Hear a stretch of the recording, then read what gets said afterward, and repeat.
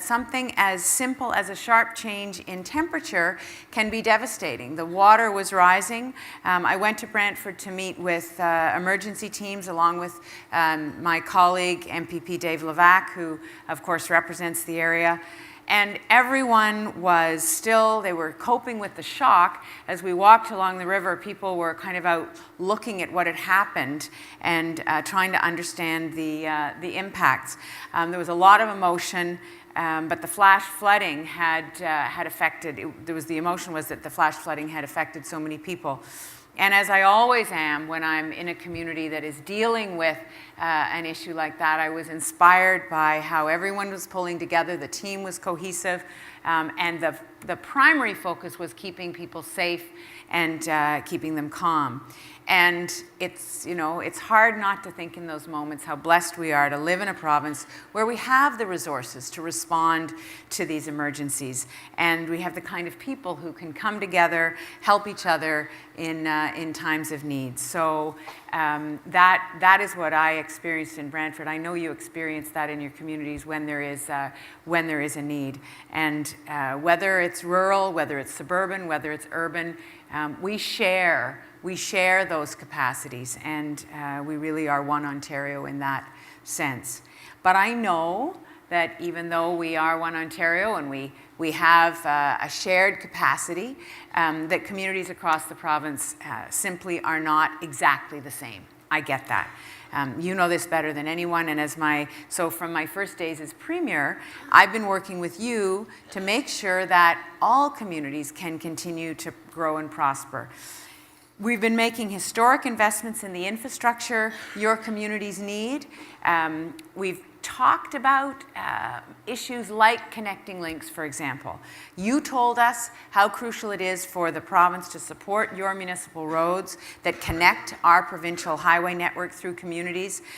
It's necessary and it's only fair that we do that. So we brought that back. When I was the Minister of Transportation, 2010, we were always scrambling to figure out if there was any money for communities to be able to deal with their connecting links. But we've put a permanent fund in place because you told us that you needed that stability, and it only made sense to us. And then based on the success of the partnership, we've continued to increase funding to that connecting link program. It's the same reason, this connection and partnership with you, that we've tripled funding to build and upgrade your bridges and roads and water and wastewater systems. These are the building blocks of stronger communities. And I had the opportunity to talk with your executive this morning, and one of the things we talked about, and Adam may ask me about it, was asset management plans and the importance of asset management plans, and the reality that we need to figure out how to keep those asset management plans updated. And I get that, and the way that we're able to make investments in your roads and your bridges and your wastewater systems is that you have updated asset management plans. So those things go together. Last spring I was in Bracebridge for the official opening of the Stevenson Road 1 bridge, and it's a great example of your leadership and our partnership. The bridge was no longer safe. It was a key connection between Bracebridge and Huntsville that was at risk, and something had to be done about it. And so the leaders in those communities came together to fix the bridge. They applied to the Ontario Community Infrastructure Fund, the OSIF fund, to help manage the costs. And in the end, 90% of the bridge repair cost was covered by the province. So now heavy vehicles like snowplows and fire trucks and ambulances can safely and securely use the bridge at any time. It's a simple foundational fix, and it makes both communities safer to live in. Because the reality is, whether it's High Street in Vancleek Hill or the Duke Street bridges in Dryden, every road and bridge matters to a community and the people who call it home. We get that. And as we've invested in the roads and bridges and public transit that people need across the province, what we've seen is our economy has continued to grow. Last year, an average of about 500 jobs were created every day in Ontario, and our unemployment rate is at the lowest since 2000. But that kind of growth, even though that story is a very good and important one. That kind of growth does not necessarily mean that everyone is sharing in it. It doesn't necessarily mean what it used to. It doesn't paint the whole picture of what people are experiencing in the province. When so much of this economic growth is concentrated in the GTHA, people in rural and northern communities aren't necessarily seeing the same kind of opportunities. And too many families are not sharing in the benefits of this growing economy. People tell me that they're struggling to save up for retirement or to pay for their children's tuition. Young people are having trouble getting that foot in the door into careers that they want to pursue.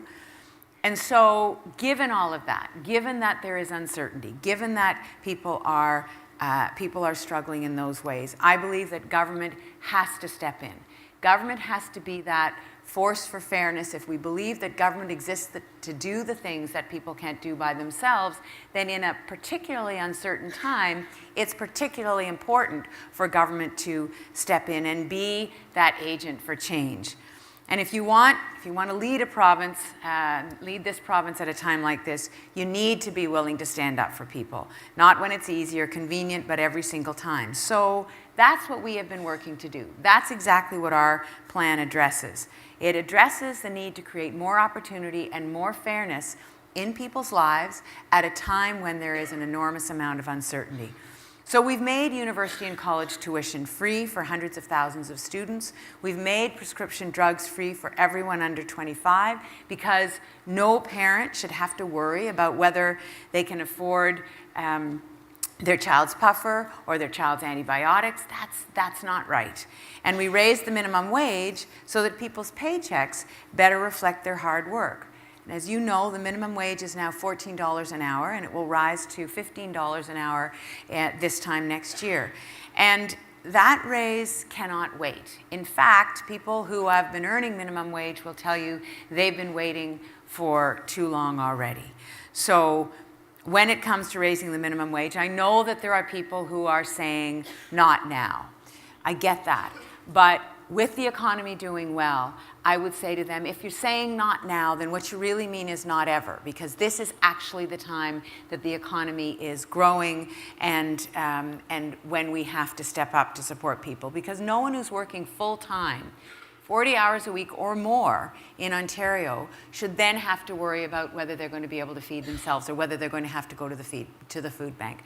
That's not right, and I know that that's not the kind of province that any of us wants to live in.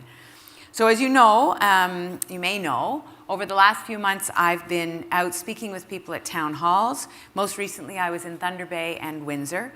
And the questions that people ask are varied, they're different, but for the most part they share a common theme. And that theme is, what are we doing?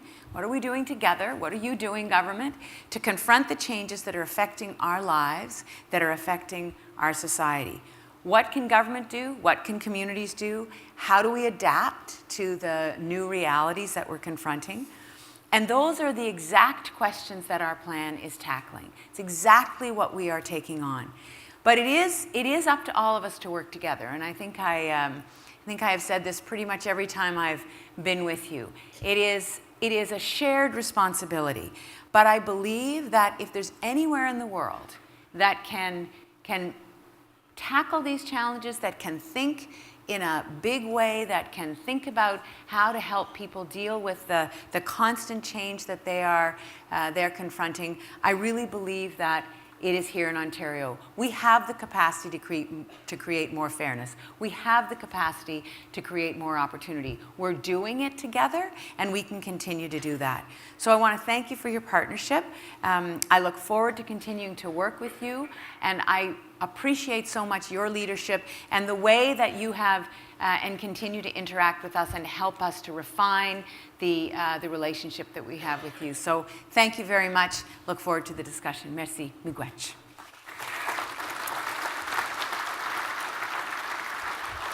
So thank you. Thank you. Thank you very much.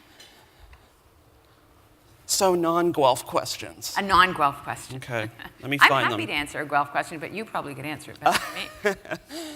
Oh, there's your headline, folks. I I did want to start with a couple of things I've been hearing about the Liberal government. You are going into election year. Number one is that you're tired. How do you respond to people? I feel great. You feel great. I went on my run this morning. We're a pretty active, lively team. I mean, you just want me to respond to the tired accusation? Yeah. So, you know, I think that the things that I outlined in my remarks are the things that we are doing right now. And I know that they are confronting some of the concerns that people have in the province. But I'm fully aware that there is much more that needs to be done. And what drives me, actually, and what drives our government is finding those things that will help people. So when I became the leader in 2013, we tackled retirement security. You know, we had a situation across the country where there was a reluctance on the part of the federal government then to enhance the Canada Pension Plan. We set to it here in Ontario, and we actually drove that change across the country. And I talk about the work that we do as activists. You know, I see myself as an activist leader and our government as an activist government. And what that means is we've taken on a lot of challenges, but I'm fully aware, you know, if you talk to the mom or dad of a young person who's dealing with mental health concerns, they'll tell you, the work's not done. There's more to be done.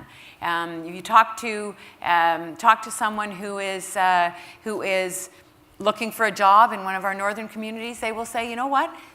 The job's not done. There's more that we can do. Talk to someone who is in the auto sector or who deals with who is in the agri-food sector, and they will say, you know what?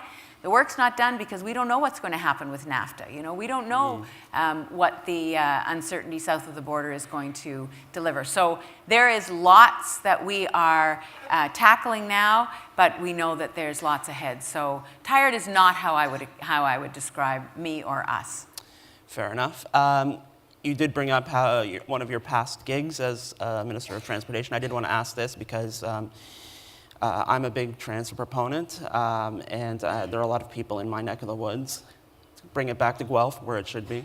A lot of people looking forward to high-speed rail, but I'm a bit dubious because we're talking about high-speed rail, but we still don't have all-day two-way go in our area. So we're working on both those things. You know, they are, if I can say, parallel tracks. I mean, the you just did, so. Yeah, the reality is that high-speed rail or higher-speed rail has been talked about for decades in this province. We've actually got a business case now. We're in the process of doing the environmental assessment.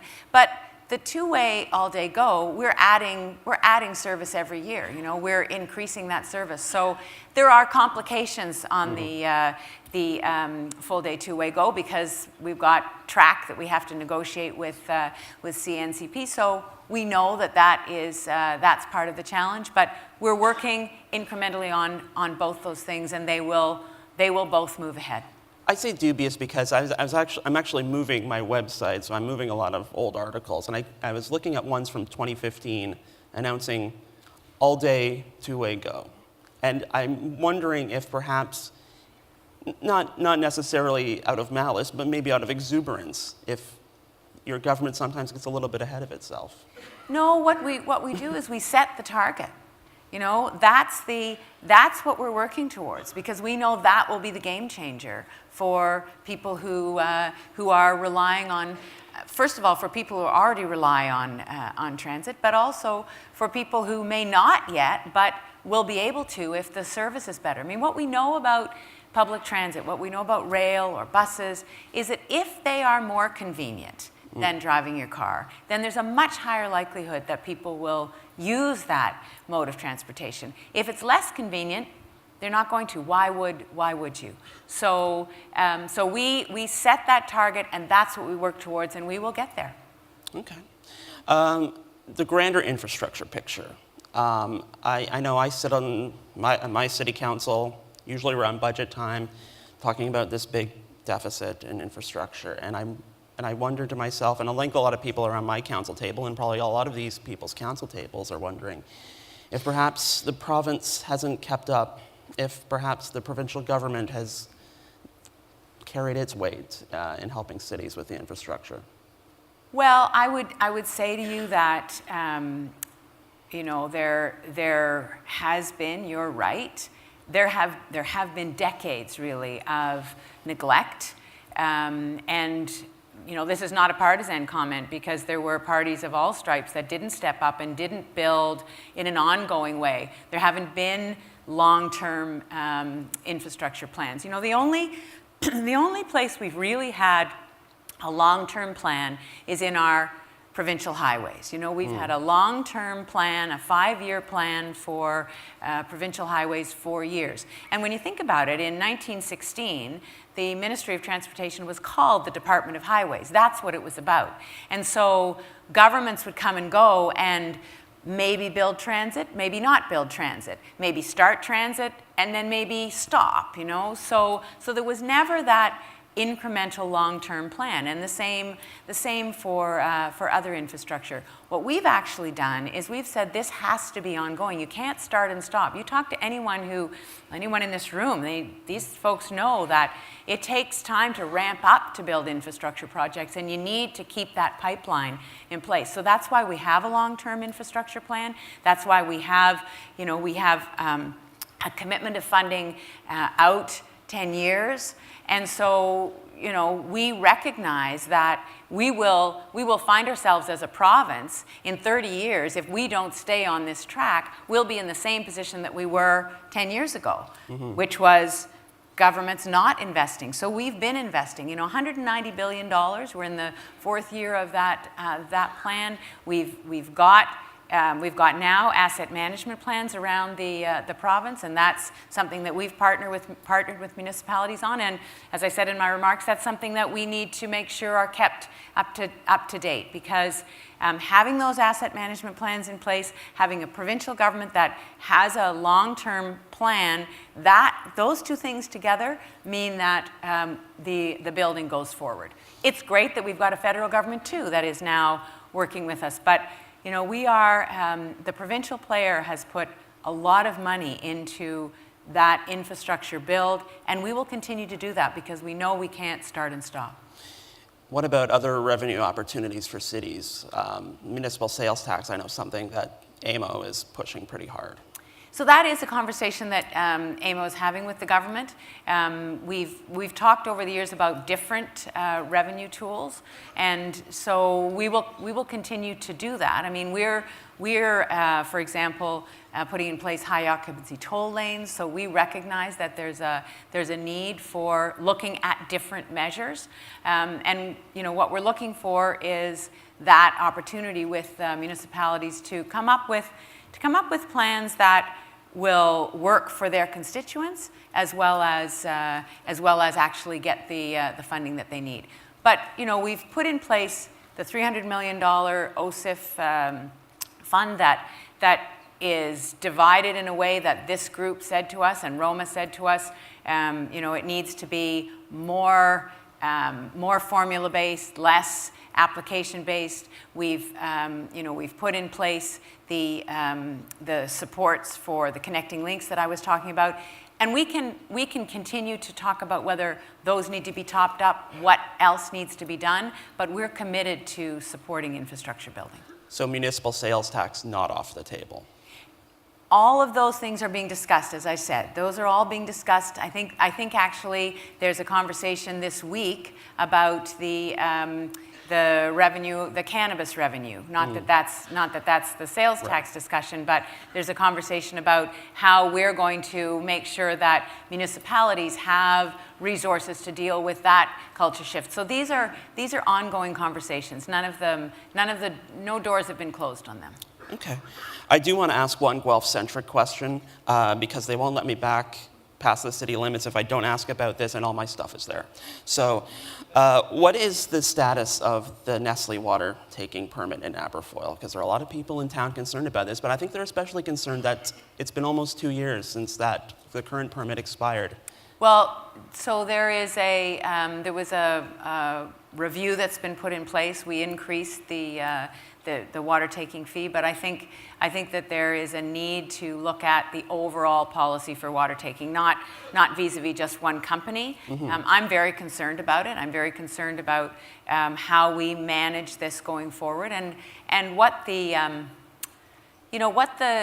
what the societal issues are around bottled water in general. And I think we have to have that discussion. I was just in the States last week and talking with the governor of Oregon, and they've got regulations around returnable bottles, and they've really put some parameters around bottled water that we haven't tackled here. And I think that's the kind of conversation that we need to be having. I understand that there's a concern about that particular permit, but I do think there's a bigger conversation, and that's part of the review. I think the concern about the permit, though, is that if your license expires, you can't drive around 2 years with an expired license.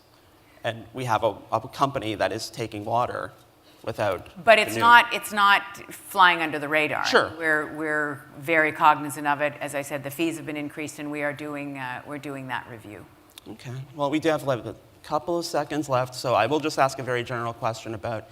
And I did ask Mr. Fideli this, but during your tenure as Premier, what is a day you've been most proud, and what is a day that has been very disappointing? Oh my goodness. I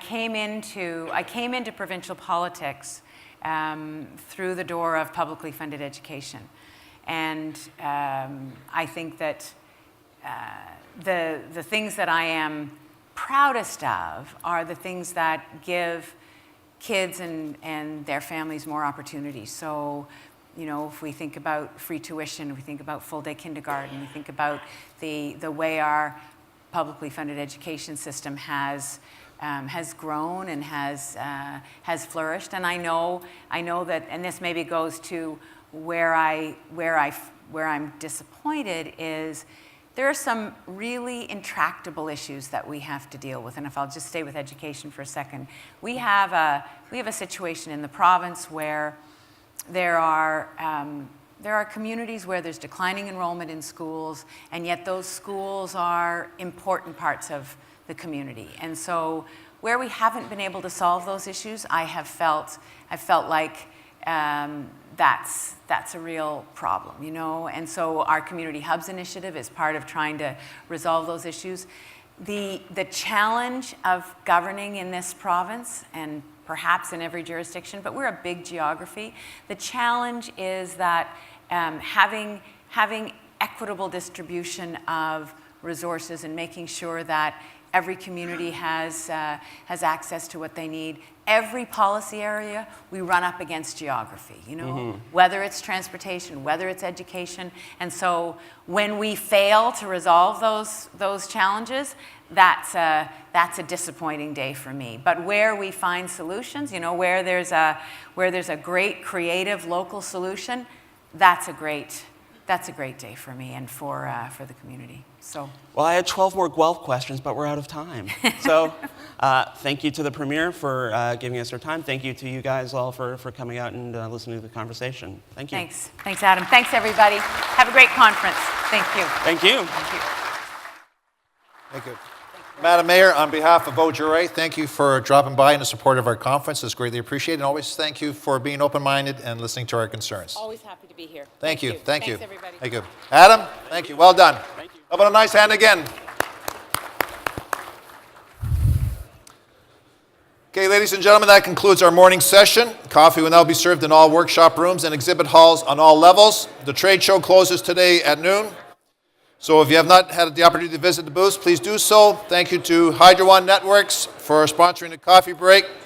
The concurrent workshop sessions will begin at 10:45 a.m., which is right now. Please consult your program on the smartphone app for topics and locations.